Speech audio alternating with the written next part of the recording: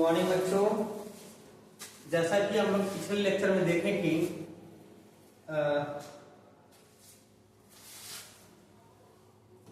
Surface chemistry का हम लोग वीडियो लोड किए थे।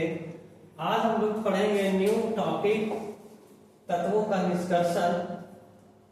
तत्वों का निष्कर्षण आज स्टार्ट करते हैं और आज ही खत्म कर देंगे। तो यहाँ पर ध्यान दीजिएगा, तत्वों के निष्कर्षण में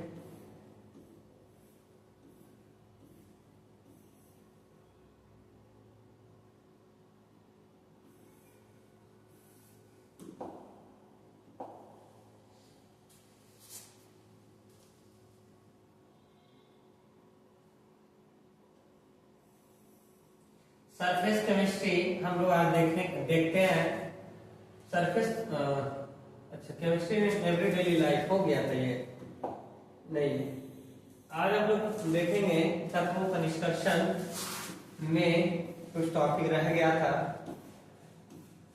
न्यू आज टॉपिक स्टार्ट होगा, तत्वों का निष्कर्षण। चलिए तो हम लोग देखते हैं बच्चे, यही आपका चैप्टर है, चैप्टर नंबर इनऑर्गेनिक केमिस्ट्री का अकार्बनिक रसायन का चैप्टर नंबर फर्स्ट है, जिसका अर्थ होता है तत्वों का निष्कर्षण। इसके हिंदी में कहते हैं तत्वों का निष्कर्षण। यह आपका चैप्टर है तत्वों का निष्कर्षण। तत्वों का निष्कर्षण, निष्कर्षण एक चैप्टर है, उसी का आज हम लोग ऑब्जेक्टिव क्वेश्चन को देखेंगे और ध्यान से हम लोग समझेंगे। ठीक है, चलिए तो सबसे पहला बात किया जाए तो भूपट्टी में सबसे अधिक मात्रा में पाए जाने वाला तत्व। भूपट्टी, अगर भूपट्टी बोलेगा, अर्थ एक बोलेगा, अर्थ जमीन पर पाए जाने वाला सबसे अधिक मात्रा में जो तत्व होता है तो वो ऑक्सीजन होता है। क्या होता है? ऑक्सीजन। भूपट्टी में सबसे अधिक मात्रा में पाए जाने वाला तत्व क्या है? ऑक्सीजन। क्लियर है? चलिए अगला है, भूपट्टी में अधिक मात्रा में पाए जाने वाला धातु। अगर पूछेगा, धातु बोलेगा तो धातु में एल्युमिनियम बोलेंगे और तत्व में ऑक्सीजन। भूपट्टी पर धातु में जब भी बोलेंगे तो एल्युमिनियम और तत्व पूछेगा तो ऑक्सीजन मारना है ऑप्शन। नेक्स्ट अगर बात किया जाए तो वायुमंडल में सर्वाधिक मात्रा में पाए जाने वाला तत्व, वायुमंडल यूनिवर्सल ऊपर, वायुमंडल में पाए जाने वाला जो तत्व होता है वो आपका नाइट्रोजन है। क्या ये? नाइट्रोजन है। क्या है बाबू? नाइट्रोजन है। तो वायुमंडल में पाए जाने वाला तत्व कौन सा है? नाइट्रोजन है। अब नेक्स्ट अगर बात किया जाए सिनेबार, सिनेबार Hgs को कहते हैं। Hgs को सिनेबार कहा जाता है, इसकी फार्मूला है सिनेबार का। सिनेबार का क्या फार्मूला है? Hgs। ठीक है, चलिए नेक्स्ट हम लोग देखते हैं सल्फाइड अयस्कों के साधारण प्राय निम्नलिखित में किसके द्वारा किया जाता है?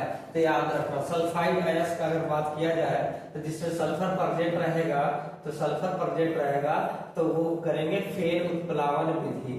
फेन उत्प्लावन, फेन प्लावन विधि। ठीक है, फेन प्लावन विधि।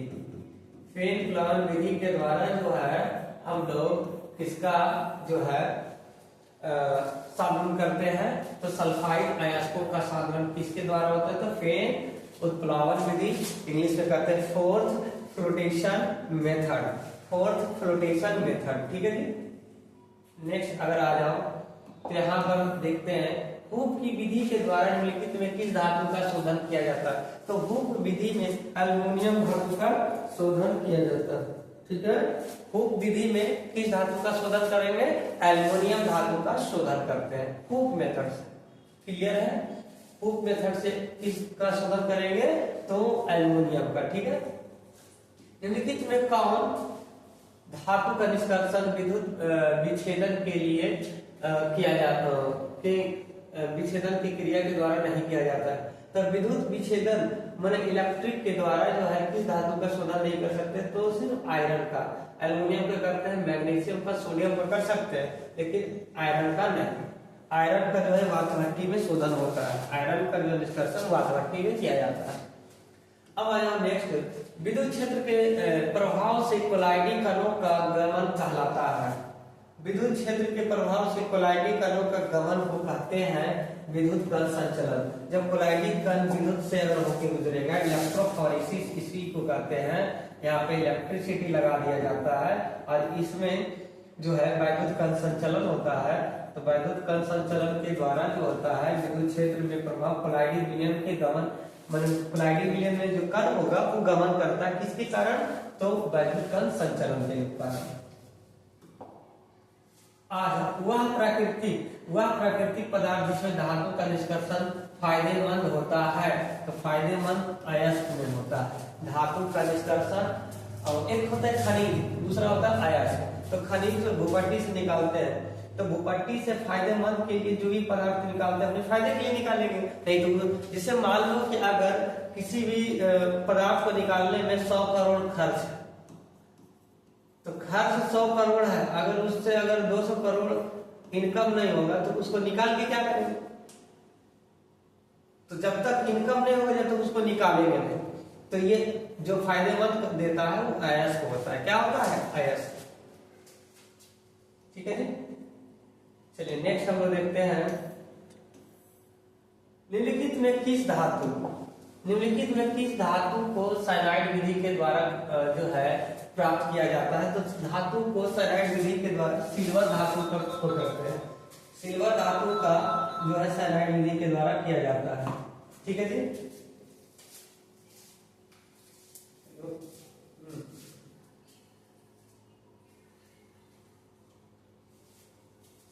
हाँ,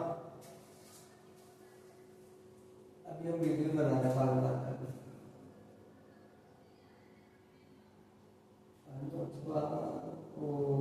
यस हाँ हाँ हाँ,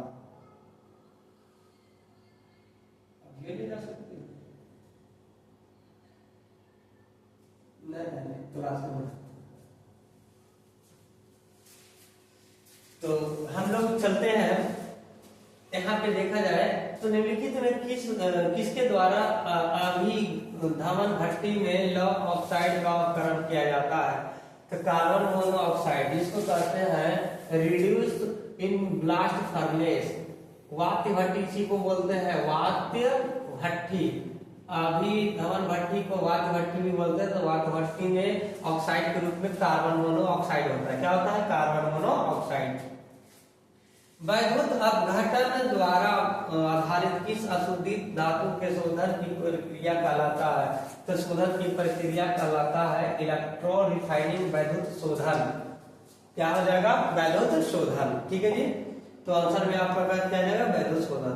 निम्नलिखित में किससे तांबा धातु का निष्कर्षण किया जाता है? तो तांबा, कॉपर का जो मुख्य अयस्क होता है कॉपर पैराइट होता है, CuFeS2। CuFeS2 को कॉपर पैराइट कहते हैं और इसके कॉपर पैराइट के द्वारा ही जो है तांबा धातु का निष्कर्षण किया जाता है। ठीक है। तांबा धातु का निष्कर्षण किसके द्वारा होता है? कौन से अयस्क? तो कॉपर पैराइट। कैलामाइन निम्नलिखित में किस धातु का अयस्क होता है? तो जिंक का होता है कैलामाइन, जिंक का कैलामाइन। ठीक है जी। मड प्रोसेस के द्वारा निकेल का जो है शुद्धिकरण किया जाता है। निकेल का शुद्धिकरण किस प्रोसेस के द्वारा किया जाता है? सब मंड प्रोसेस। ठीक है जी। निकेल। अब आ जाइए, थर्माइट प्रोसेस में निम्नलिखित में कौन सा अपकारक होता है? तो थर्माइट प्रोसेस में, थर्माइट एक प्रक्रिया है, उसमें एल्युमिनियम का अपकारक होता है। ठीक है, एल्युमिनियम का अपकारक होता है, याद रखना। थर्माइट प्रोसेस में 2022 में पूछा गया क्वेश्चन है। लोहा धातु के निष्कर्षण के दौरान निम्नलिखित में कौन धातु मल के रूप में प्राप्त होता है? तो ये जब लोहा का शुद्धिकरण होगा ना, धातु मल के रूप में स्लैग होगा, CaSiO3। ये धातु मल होता है, इसी को स्लैग बोलते हैं। धातु मल कैल्शियम सिलिकॉन ऑक्साइड का निकलता है। कॉपर पैराइट का सूत्र क्या होता है? CuFeS2। सबसे कम क्वथनांक वाली गैस, तो याद रखना सबसे कम क्वथनांक वाला गैस जो होता है हीलियम होता है, क्योंकि इसका परमाणु भार जो है, ये हाइड्रोजन भी गैस है लेकिन थोड़ा सा इसका क्वथनांक ज्यादा होता है। लेकिन हीलियम का सबसे सिंगल है, मोनोएटॉमिक होता है, इसलिए हीलियम का ये नोबेल गैस है, ये भी ये आपका N2 के फॉर्म में, ये भी नोबेल गैस है, लेकिन इससे ये भारी होता है और ये दोनों होगा ही नहीं, तो यहाँ पर हीलियम ऑप्शन चला जाएगा। कॉपर क्लोराइड का सूत्र होता है CuFeS2, ठीक है जी। सल्फाइड अयस्कों का साधारण किया जाता है, तो फिर फ्लावर विधि से सल्फाइड अयस्कों का साधारण कर सकते हैं, ठीक है जी। कहता है प्रगलन विधि में धातु के ऑक्साइड के चयन में प्रयुक्त होने वाला होता है, तो प्रगलन विधि में कार्बन होता है। प्रगलन मेल्टिंग पॉइंट में जो होता है, मेल्टिंग पॉइंट में कार्बन का जो है ऑक्साइड प्रयुक्त किया जाता है, कार्बन को इसमें कार्बन के साथ मिला के इसको ऑक्साइड में परिवर्तन किया जाता है। गैलीना, पीबीएस को गैलीना कहते हैं, पीबीएस को क्या कहते हैं, गैलीना। तो गैलीना का आयस्क होता है, पूछा है, गैलीना का सूत्र होता है पीबीएस, तो इसका आयस्क पूछा है, तो आयस्क में पीबी है, तो इसलिए पीबी आंसर हो जाए, ठीक है।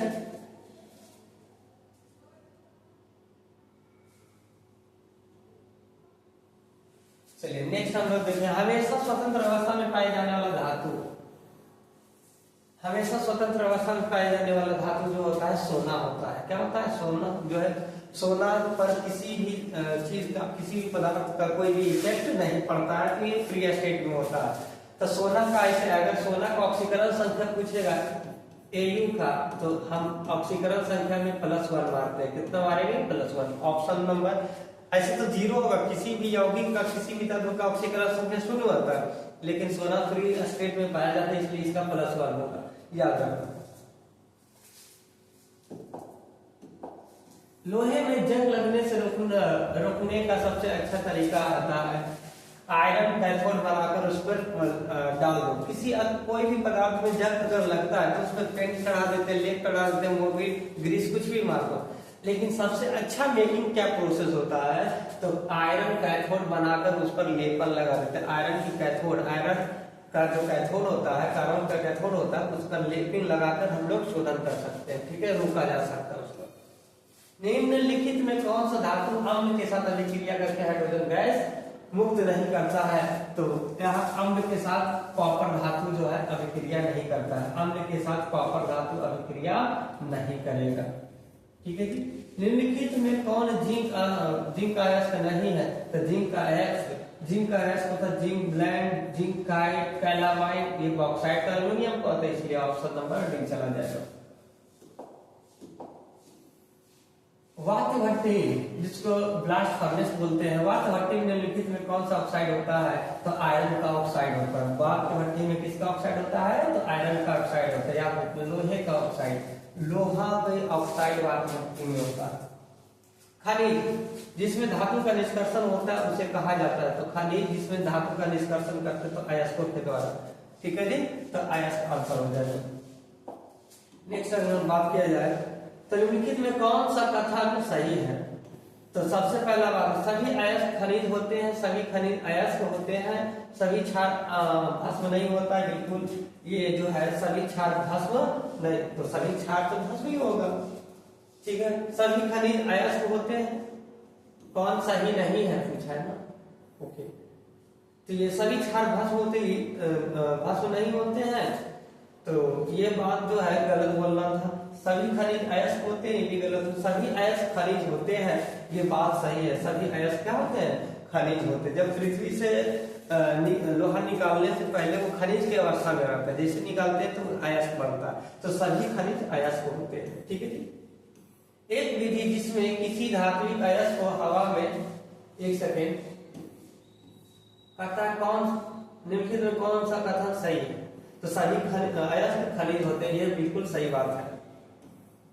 एक विधि जिसमें किसी धात्विक अयस्क को हवा की अधिकता में उसके गर्म ताप से के नीचे गर्म किया जाता है, उसे कहते हैं भर्जन। तो याद रखना, भर्जन का एक डेफिनेशन भी हो गया कि धात्विक अयस्क को हवा की अधिकता में उसके गलत ताप से कम ताप पर गर्म किया जाता है, उसे भर्जन कहते हैं। भर्जन किसे कहते हैं, तो धात्विक अयस्क को हवा की अधिकता में उसके गलत ताप से कम ताप पर उसको गर्म किया जाता है, उसे हम लोग क्या कहते हैं, भर्जन कहते हैं। तो भर्जन आंसर हो जाएगा। लोहे का मुख्य अयस्क होता है, तो याद रखना, हेमेटाइट, मैग्नेटाइट, सिडेराइट, आयरन पेराइट ये भी होता है, लेकिन नहीं है, इनमें से सभी मिल रहा है तो ऑल आंसर चला जाएगा। चलिए तो देखते हैं नेक्स्ट अगर बात किया जाए कॉपर धातु का शोधन। कॉपर धातु का शोधन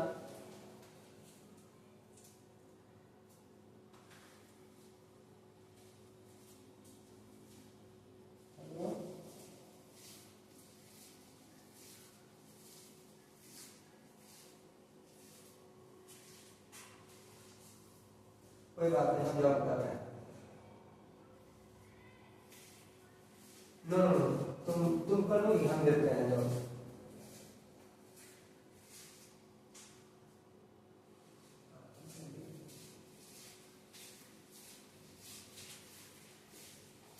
हाँ तो हम लोग बात करते हैं कॉपर धातु का शोधन निम्नलिखित में किस विधि के द्वारा किया जाता है। तो वैद्युत कण संचलन जिसको कहते हैं, इलेक्ट्रोलाइटिक रिफाइनिंग के द्वारा परिष्करण जिसको कहते हैं शोधन करते हैं। तो कॉपर धातु का इलेक्ट्रोलाइटिक रिफाइनिंग के द्वारा, ना ही जॉन रिफाइनिंग के द्वारा, नहीं तो क्रोमेटोग्राफी के द्वारा, या इनमें से कोई नहीं। तो आंसर में जाएगा आपका ए। अब आता है इधर आ जाओ,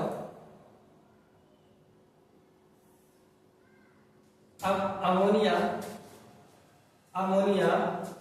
आर्द्र लाल लिटमस पात्र को रंग में बदल देता है। तो अमोनिया जब भी लाल लिटमस को ब्लू में बदलता है, अमोनिया जो है लाल लिटमस, अमोनिया क्षार होता है, तो क्षार जो है लाल लिटमस पेपर को ब्लू में बदलता है, लाल लिटमस पेपर को ब्लू में बदल देता है। ठीक है जी। ओलियम का सूत्र क्या होता है? तो ओलियम का सूत्र होता है H2SO7 ओलियम का सूत्र होता है। लेकिन ओलियम में सल्फ्यूरिक अम्ल के साथ कौन सा अवयव उपस्थित होता है? तो याद रखना, ओलियम की बात किया जाए तो ओलियम का फॉर्मूला यही होता है H2SO7।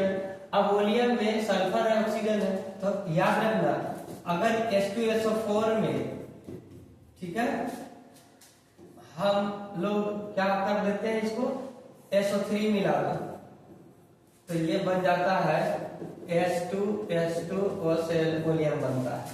देख लो यहाँ से 2 सल्फर है, 2 सल्फर, हाइड्रोजन 2 है, 2 है, ऑक्सीजन 3 और 4 7 है, तो 7 H2SO7 ये बन गया आपका ओलियम। ठीक है जी। तो इस तरीके से ओलियम में क्या मिलाया जाता है? SO3 गैस मिलेगा। सल्फ्यूरिक अम्ल में SO3 गैस मिला देंगे तो ओलियम का निर्माण होगा। निम्नलिखित में कौन सी गैस जल पर एकत्रित नहीं कर सकते हैं? तो गैस में अगर बोलेगा तो SO2 गैस जो है जल में एकत्रित नहीं करेंगे, जल पर एकत्रित। बिस्मथ का सबसे अस्थायी ऑक्सीकरण संख्या क्या होता है? तो याद रखना, बिस्मथ की बात किया जाए तो नाना पार्टिकल ऐश्वर्या सब बीमार। तो याद रखना ऊपर से नीचे जाने पर इसका ऑक्सीकरण संख्या +3 होगा, इसका भी +3 होगा, बाकी 3 और 5 होगा, 3 और 5 होगा, इसका भी 3 और 5 होता है, इसका भी 3 और 5 होता है। तो ये बिस्मथ जो है अधिक हेवी मेटल भारी तत्व होने के कारण अपनी ऑक्सीकरण संख्या को परिवर्तन नहीं करता, जबकि इसके पास भी कक्षक उपस्थित है, फिर भी ये भारी तत्व होने के कारण ये अपनी ऑक्सीकरण संख्या को परिवर्तित नहीं करता। इस कारण से बिस्मथ का ऑक्सीकरण संख्या +3 ही रह जाता है। तो बिस्मथ यहाँ पर आंसर, बिस्मथ का सबसे अस्थायी ऑक्सीकरण संख्या +3 है। बिना बुझा हुआ चूना को जल में डाला जाता है तो विक्रिया करता है, उसमें छेपी करेगा। बिना बुझा हुआ चूना को जल में डाला जाता है तो उसमें छेपी, मतलब उसमें उष्मा निकलेगा। ठीक है जी। वॉशिंग सोडा, धोने वाला सोडा का सूत्र क्या होता है? Na2CO3 10 time water. Na2CO3 10 time water को वॉशिंग सोडा कहा जाता है, धोने वाला सोडा। ठीक है जी। धोने वाला सोडा को Na2CO3 10 time water washing soda का सूत्र होता है। सेल्फ लाइम किसको कहते हैं? बुझा हुआ चूना का सूत्र होता है कैल्शियम ऑक्साइड। क्या? कैल्शियम ऑक्साइड को बुझा हुआ चूना कहा जाता है। कैल्शियम ऑक्साइड को बुझा हुआ चूना कहते हैं, कैल्शियम ऑक्साइड को बुझा हुआ चूना कहेंगे। बेकिंग सोडा, खाने वाला सोडा का सूत्र क्या होता है? NaSCO3 sodium bicarbonate. Baking soda sodium bicarbonate, खाने वाला सोडा को बेकिंग सोडा कहा जाता है, ये सोडियम बाइकार्बोनेट होता है। मेलाकाइट किसका अयस्क होता है? मेलाकाइट कॉपर का अयस्क होता है। मेलाकाइट किसका अयस्क होता है बाबू? कॉपर का अयस्क मेलाकाइट होता है। अल्युमिनियम का अयस्क बॉक्साइड होता है, याद रखना। कैल्साइट किसका अयस्क होता है? कैल मतलब कैल्शियम। कैल मतलब क्या होता है? कैल्शियम। तो कैल्साइट कैल्शियम का अयस्क होता है। ठीक है जी, तो यहां तक चलो क्लियर है। अब आ जाओ, अयस्क में उपस्थित अशुद्धियों को गैंग कहते हैं, याद रखना। अयस्कों में उपस्थित अशुद्धियों को गैंग कहा जाता है। अयस्क में उपस्थित अशुद्धियों को गैंग कहा जाता है। क्लियर, मेरी बात समझ में आ रहा है? क्रायोलाइट अयस्क होता है अल्युमिनियम का, होता है क्रायोलाइट, अल्युमिनियम का क्रायोलाइट। ठीक है। मंडल परिष्करण प्रक्रिया के द्वारा शुद्ध करने के लिए उपयोग में लाते हैं जर्मेनियम। मंडल परिष्करण प्रक्रिया के द्वारा शुद्ध करने के लिए उपयोग में लाते हैं जर्मेनियम जी। निम्नलिखित में कौन कार्बोनेट अयस्क है? तो सिडेराइट एक कार्बोनेट अयस्क है। सिडेराइट क्या है? कार्बोनेट अयस्क है। सिडेराइट क्या है? आपका कार्बोनेट अयस्क है सिडेराइट। निम्नलिखित में कौन ऑक्साइड अयस्क है? तो जिंकाइड जो है ऑक्साइड का अयस्क है। जिंकाइड जो है ऑक्साइड का अयस्क है। ठीक है, क्लियर है मेरी बात? चलिए आगे हम लोग बढ़ते हैं। निम्नलिखित में कौन एक आयरन का अयस्क है? तो आयरन का अयस्क जो होता है मैग्नेटाइट होता है। क्या होता है? आयरन का अयस्क मैग्नेटाइट होता है, याद रखना। आयरन का अयस्क मैग्नेटाइट होता है बाबू। आयरन का अयस्क क्या होता है? मैग्नेटाइट होता है। तो आंसर में डी मार देंगे। आयरन का अयस्क जो होता है मैग्नेटाइट होता है। निम्नलिखित में कौन एल्युमिनियम का अयस्क नहीं है? निम्नलिखित में कौन एल्युमिनियम का अयस्क नहीं है? तो एल्युमिनियम का अयस्क कोरंडम नहीं होता है। एल्युमिनियम का अयस्क कोरंडम नहीं होता है। बाकी एग्लेनेसाइट, बॉक्साइट और क्रायोलाइट है एल्युमिनियम का। कोरंडम जो है एल्युमिनियम का अयस्क नहीं है। ठीक है जी, चलिए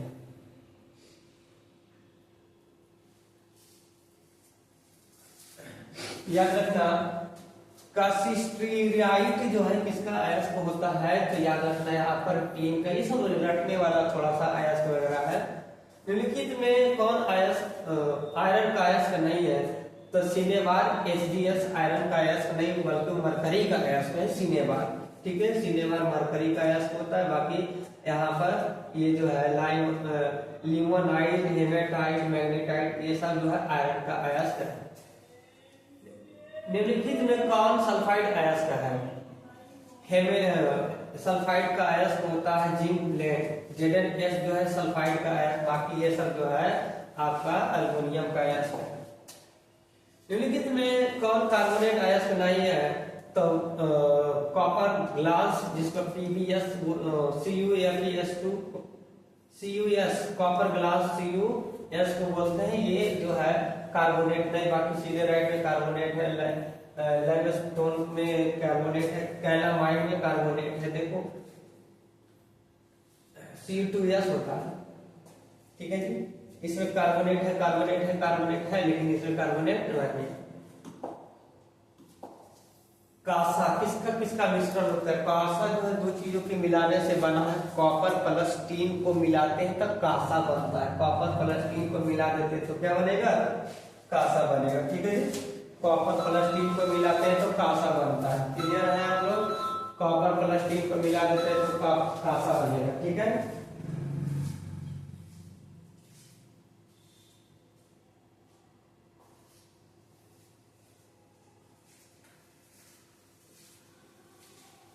चलिए आगे बढ़े। जर्मन सिल्वर किसका मिश्र धातु होता है? तो जर्मन सिल्वर जो होता है कॉपर, जिंक और निकेल का जो है मिश्र धातु होता है। जर्मन सिल्वर में कॉपर भी होता है, कॉपर भी होगा, जिंक भी होगा और निकेल भी होगा।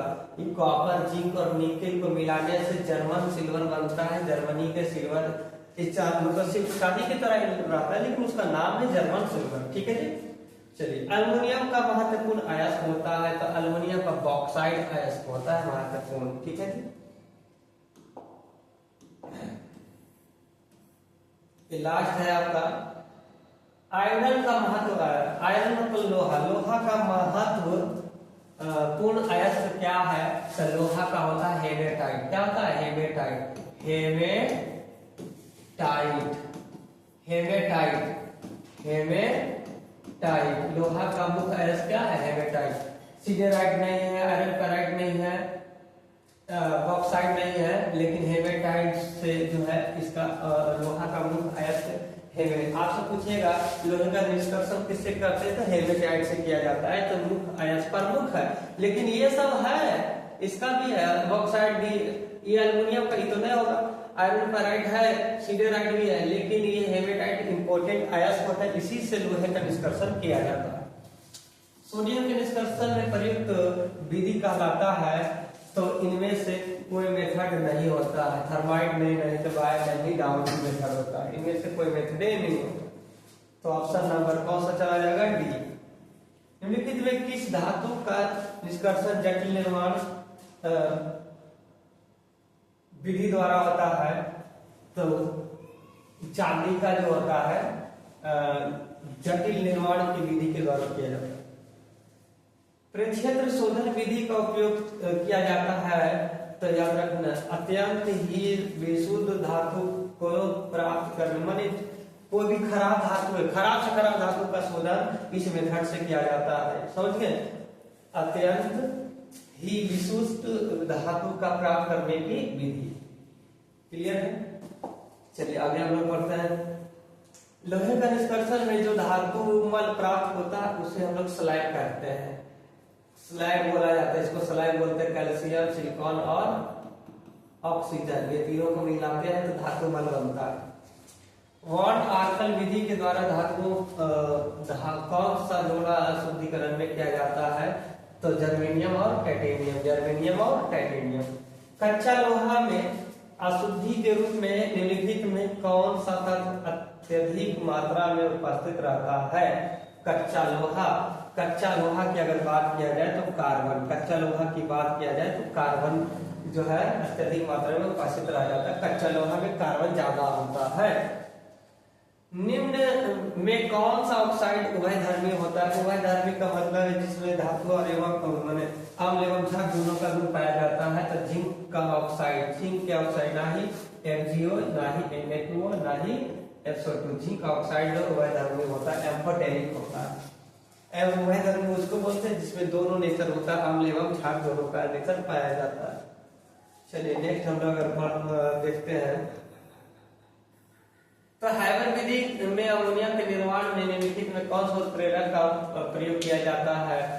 तो प्राइमरी डिवाइडेड आयरन, लोहे का महीन पाउडर का इस्तेमाल किया जाता है। लोहे का महीन पाउडर में Fe आता है उत्प्रेरक। कौन सा आएगा?